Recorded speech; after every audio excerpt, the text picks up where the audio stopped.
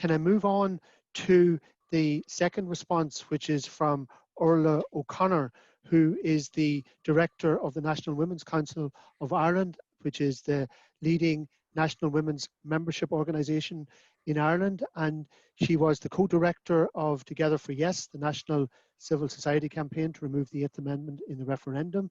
And for her role in that campaign, she was recognised as one of the 100 most influential people by Time magazine in 2019. Orla, can I hand over to you to make your comments, please? Yeah, thanks, Paul. And huge thanks to Mary and Michelle from NUIM and from Community Work Ireland. I think I can totally see how this was difficult to do because it is getting to some of the real critical issues, I think, excuse me, for both our services and also in terms of civil society and the direction in which the provision of services are going.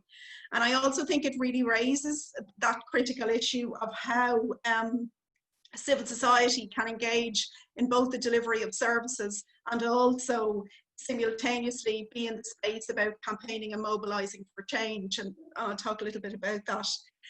I think, and it follows on, I think, from where Lawrence was talking, is that clearly, and the report was done, I suppose, prior to the COVID crisis, but it does put a new light on the conversation.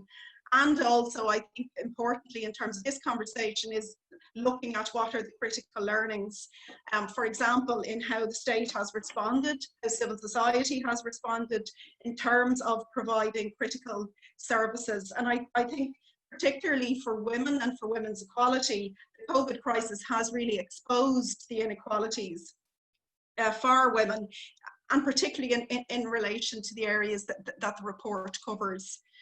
So I think that needs to be brought into this conversation now.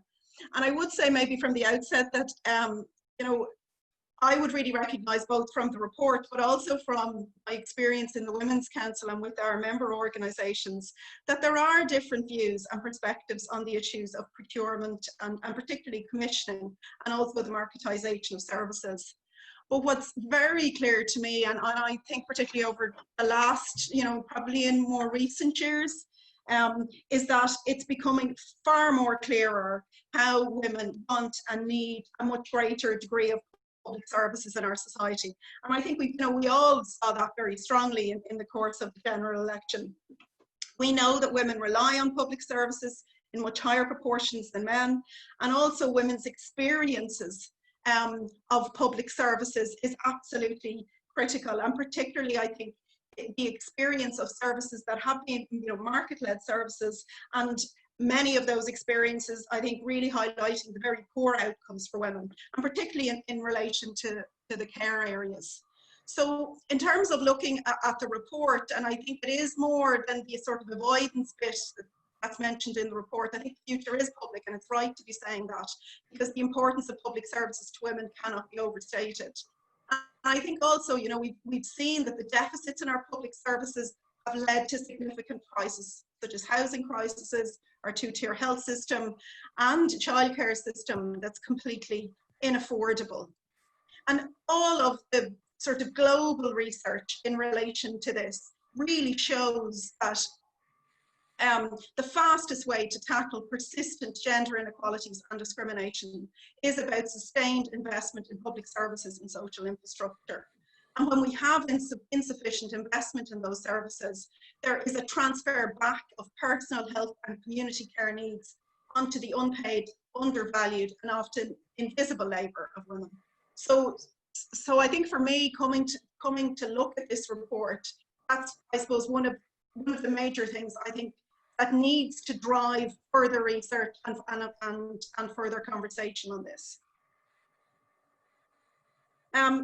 Also, I think one of the things that I think is really important is that the discussion of both procurement and commissioning, that it's very clear in the report that the primary driver and the original drivers behind this was about value for money, and that the civil society and the NGO sector, you know, was very much, and we are still in the Women's Council. It's about putting on all those conditions and clauses to make processes more responsive to the needs of those who use the services and those who need services. So the Women's Council, for example, has been, lobbying and trying to put pressure in terms of looking at conditions around payments of the living wage, looking at gender impact assessment, excuse me, gender proofing, and trying to, I suppose, to add those on, but they are add-ons. And I think, we do need to assess how successful we've actually been in achieving that. And I think when you look at the table on the summary of findings, which I found really useful, right across the board, when you look at things like the impact on staff, it's constantly the issues around insecurity, low pay, short-term contracts. And at the end of that is predominantly women's work. So I think this, the discussion about, can we get these processes to be as responsive as, to be in the way that we would like to see them within civil society in terms of meeting the needs of the people who need the most. I think we need to sort of question how successful those attempts have been and how could they be? And could they ever be the way in which we would like them? And I completely agree in terms of the piece around the putting public duty and the I suppose the efforts to put public sector duty onto processes around commissioning and procurement. But I think at this point I would raise the question around, can we ensure that those services, that services that are ultimately market-led will be provided in the way that we want. So, and I don't think there are clear answers. And I think the other bit as well, maybe to put into this conversation, because I'm conscious in terms of saying, well, okay, it's about public services, and the routes of commissioning and procurement aren't leading to the results that we want. But I do also think that we need to look at our current mechanisms as well in terms of how civil society receives funding, because we've also not seen women's voices being taken into account in the design and delivery and evaluation of services within civil society as well. And we haven't seen a sufficient level of gender analysis on really significant issues like poverty. I think it's only in recent years that the whole homelessness area has taken on a much stronger gender dimension, which was absolutely necessary.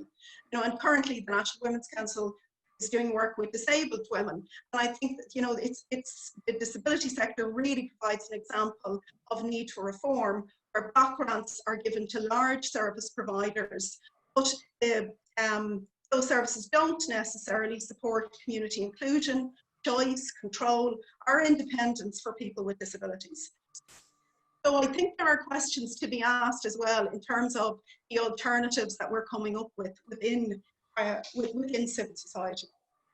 And just the final piece really that I think the report raises, which I think is an important piece, and particularly for members within the National Women's Council, is that the report looks at the differences of civil society providing services and advocacy work. And in my view, I think there are many aspects of the role and the work of civil society that just does not lend itself to commissioning, nor will it ever. And that really needs to be recognised in its own way, because the role of the civil society in terms of trying to bring about change has to be supported in a democracy, and not supported in a way that's always about the delivery of services and how that can be measured. How civil society engages, mobilises people for change is a critical part of what civil society does. And I think, one of the examples that's used in the report is the area in relation to violence against women.